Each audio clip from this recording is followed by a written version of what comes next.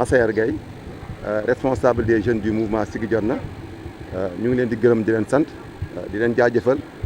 parce que gis nañ ni premier jour bi nga xam ni mbas mi dugg na fii ci Sénégal gis nañ taxawaay bi nga xam ni presse sénégalaise bi am na ko ci mais particulièrement la presse thiessoise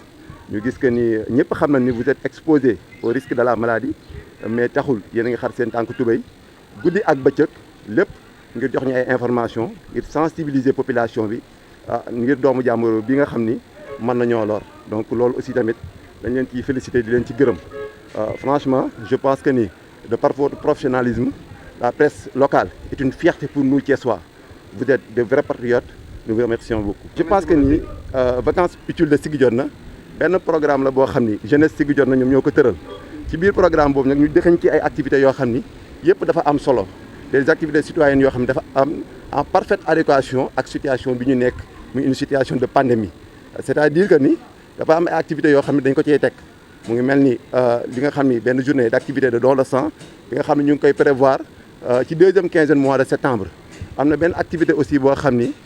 une activité de reboisement lay doon ñu ngi koy prévoir aussi ci premier mois de septembre ci ñaari activités yooyu don de sang bi ñu ngi envisager collecter minimum 200 postes de sang parce que gis nañu aussi tamit doomu jàngoro bii di coronavirus impact bi mu def ci wàllu woowu ci reboisement bi tamit am nañ benn objectif bu 500 arbres yoo xam dañ ko bëgg a implanter fii ci Thiès chaque jeune un arbre ñu daal di koy suuxat donc mu am aussi ay jeexital yu am solo ci sunu environnement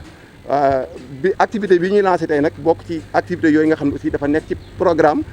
boobu ñuy woowee VUE muy les vacances utiles de Siggi Jotna tey jii nag ñuy lancé la campagne de sensibilisation et de don de masques on a confectionné plus de 5000 masques yoo xam ni dañ cee bëgg a àndandoo ak sunu naataangoo ndaw ñi nga xam ni ñoom ñëpp dañoo nekk ci ay mouvement associatif fii ci Thiès pour que ñu demaat sensibiliser waat ndaw ñi ci takku masque bi. vous le savez sans doute depuis virus bi dugg fii ci Sénégal le 2 mars Siggi Jotna avec son président monsieur Abdoulaye Dièye dañoo jug taxaw ànd ak population bi ci sensibilisation bi accompagner leen offrir leen des produits hygiéniques ci mel ni ay madar ay eau de javel ay gel hydroalcoolique taxawaay boobu nag ñu gis que ni bi ñu koy def nag dañoo bëggoon doomu jàngoro ji bañ a law ci dëkk bi mais nag ñu gis que ni ñenn ci askan bi xaw nañoo banque seen loxo ci xeex boobu noonu ba gis nañu depuis quelque temps la jeunesse est accusée à tort ou à raison d'être quand même les principaux acteurs de propagation du virus ici au Sénégal notamment avec l'apparition la montée fulgurante des cas communautaires ci loolu nag ñun ndaw mouvement Siggi Jotna ñu ne dañuy xoolaat suñu taxawaay dañuy def un diagnostic léegi nag activité yooyu nga xam ne nekkoon nañ ci muy activité de sensibilisation boobu ñu nekkoon ci coronavirus bi ñu gën kaa ñoŋal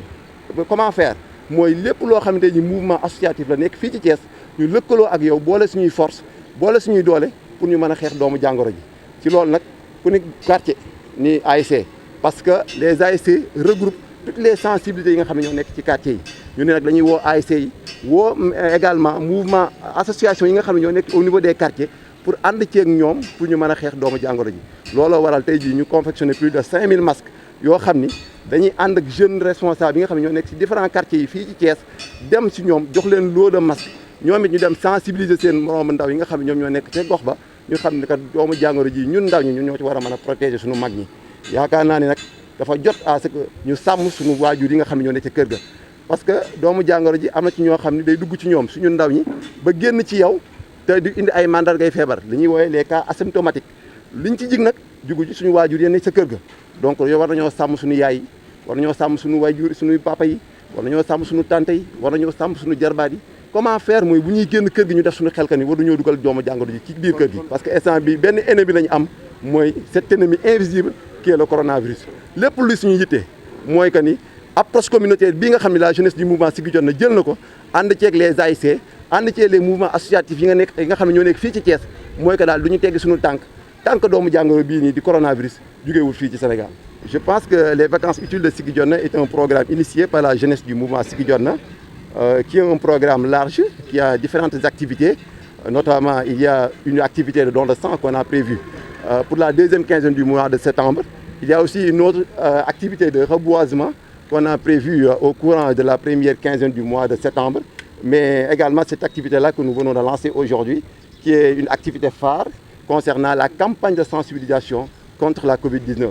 On a vu que depuis certains temps, la jeunesse sénégalaise en général est accusée à tort ou à raison d'être les principaux vecteurs de transmission ou bien de propagation du virus, raison pour laquelle nous, la jeunesse de Ziguinchor, on s'est mobilisé pour stopper vraiment la montée fulgurante des cas communautaires. Donc je pense que notre objectif, c'est tout simplement de lutter contre cet ennemi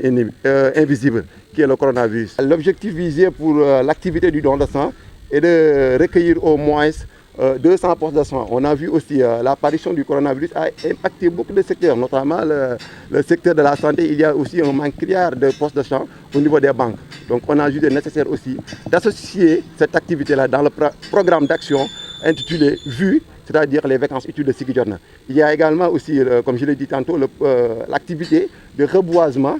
qui a pour objectif de planter pas moins de 500 arbres, donc pour permettre aussi de participer à l'assainissement de notre environnement. Aujourd'hui, cette campagne-là va démarrer avec 5000 masques que nous allons distribuer au niveau des quartiers avec les ASC, avec les mouvements associatifs, pour sensibiliser davantage nos chers concitoyens à redoubler d'efforts, à ne pas relâcher et à lutter pour l'éradication hors de nos terroirs de cet ennemi invisible et qui nous a beaucoup nus. Je pense bien qu'on a lancé un concept intitulé Navétane Covid-19. C'est pour cela que nous avons jugé nécessaire de travailler en parfaite synergie avec les ASC. Qui connaissent les ASC savent que